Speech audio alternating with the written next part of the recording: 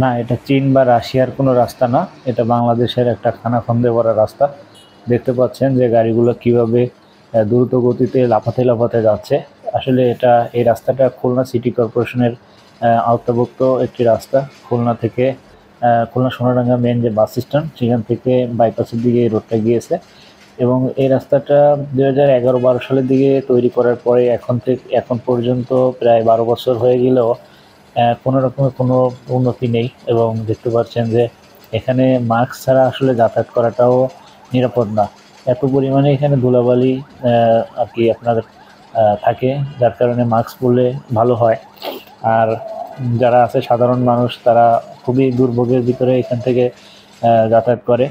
আর বর্ষাকালের কথা তো বলতেই হয় যে গাড়ি থেকে নেমে অনেক সময় আমাদেরকে হেঁটে যেতে হয়।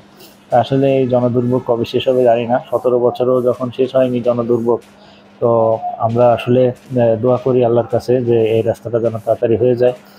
আর আমাদের উপরে যারা আছে উপর মহলে তাদের যেন সুবুদ্ধি উদয় হয়। সবাই ভালো থাকবেন, ধন্যবাদ।